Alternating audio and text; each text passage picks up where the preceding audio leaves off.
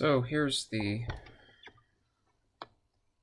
one of the weirdest parts of the Bible. I mean, besides the prophetic stuff. Genesis 22. Abraham tested. Sometime later, God tested Abraham. He said to him, "Abraham." "Here I am," he replied. Then God said, "Take your son, your only son whom you love, Isaac, and go to the region of Moriah.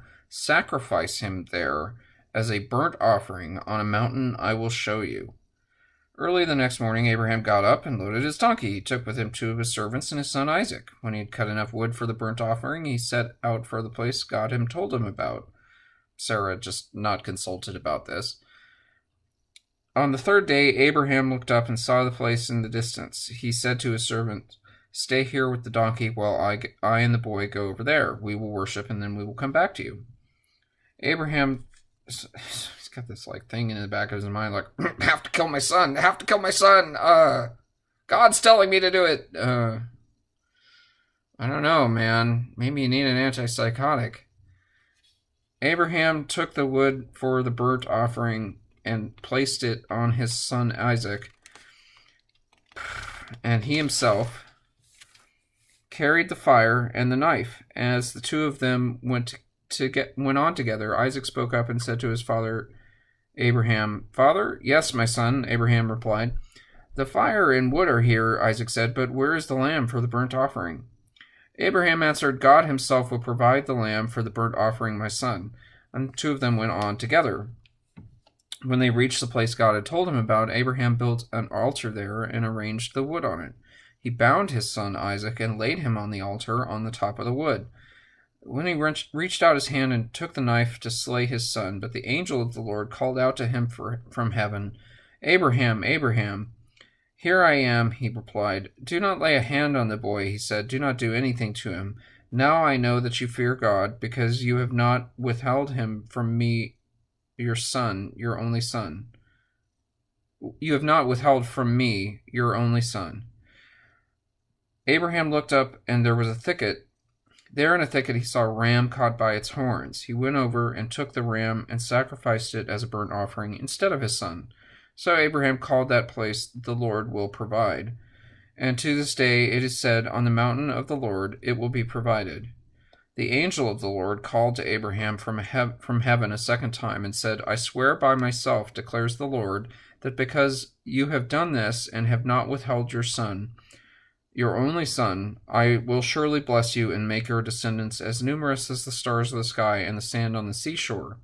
Your descendants will take possession of the cities of their enemies, and through your offspring all nations on earth will be blessed because you have obeyed me."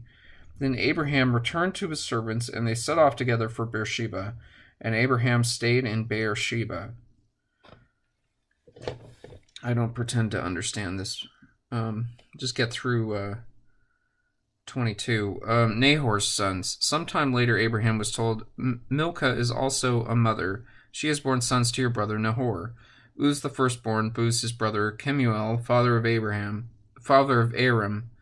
Kesed, Hazo, Pildash, Didlaph, and Bethuel. Bethuel became the father of Rebekah. Milcah bore these 8 sons to Abraham's brother Nahor. His concubine, whose name was Reumah, also had sons, Teba, Gahem, Tahash, and Maacah. So that's just sort of tagged on there, some genealogical facts. But geez, Abraham, you're just going to kill your son because you heard some voice in the back of your head said to? An interesting thing about this passage is that in the beginning it's the Lord himself who tells Abraham to kill his son, but then it's an angel of the Lord who tells him not to. So if there's some intermediary that comes to Abraham and says, "Hey,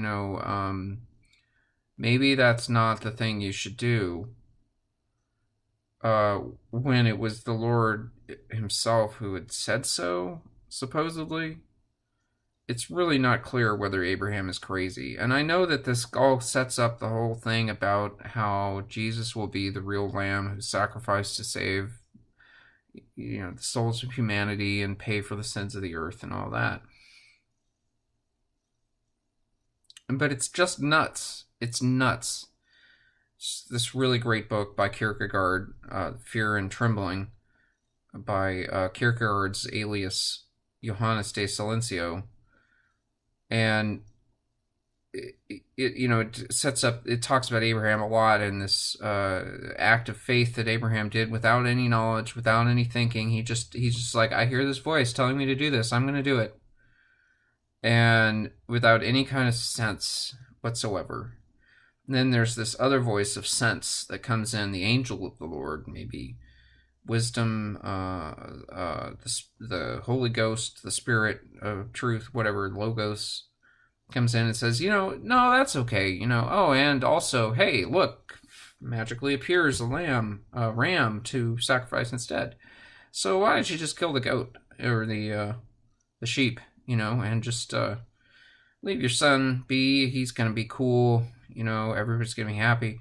I just don't get it. Like, it's one of those things put here for us to not understand and be like, okay, I don't understand it. Like, I mean, and plenty of people claim that they understand it, there are many who will say, there he goes. But there's just a lot in here that just doesn't make sense. It doesn't make sense. And it's like, oh, okay, well, am I supposed to obey every voice in my head that says for me to do things? Because that doesn't sound like a good plan. But more will be revealed, right, of where this is going. But it is like something special that Abraham has in terms of his ability to hear the voice of God, which is why Lot was saved, even though he was morally just as corrupt, apparently, as everybody else in the land of Sodom. Prepared to just offer up his daughters as ransom to this mob to save two strangers he'd never met before. It just didn't make any sense, right? And then the whole thing with the incest and whatever, like, there's no morality to that. Or at least not that we can put a label on or some kind of calculus to. But what appears to be happening is that there's something special about them, maybe physically, that, or genetically, dare I go there, that enables them to hear the voice of God. And that's really what this is about, is that God and the angels of the Lord, whatever these beings are going to protect the people who God has chosen. And there's no rhyme or reason to it, other than they can hear and other people can't. And there's no way to determine who's who. It's not really, and that's where a lot of stuff with the contrast between the Israelites and the Gentiles and all these other tribes and everything gets into this tribalism where they think, well, just because we're descended from Abraham, therefore we're entitled to the prestige of acting like we are God's chosen.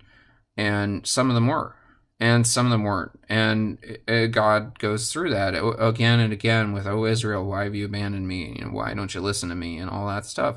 It's because some of them, they just didn't listen to God. And they thought, well, just because we're Jews descended from Abraham, that makes us entitled to do whatever we want and be as corrupt as we want.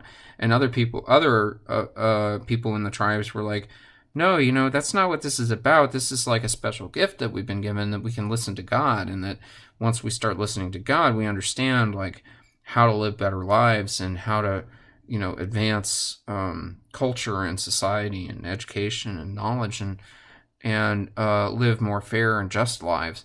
And so there's that interplay between these two opposing ideas, and what it comes down to is a choice.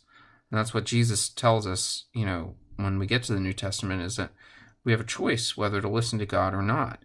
And maybe we don't all do it very well. But that's not the point. The point is choosing to try. And really that is it. That's the only criteria by which one attains salvation. So anyway, I don't pretend to understand what this means, really, but that's what it says.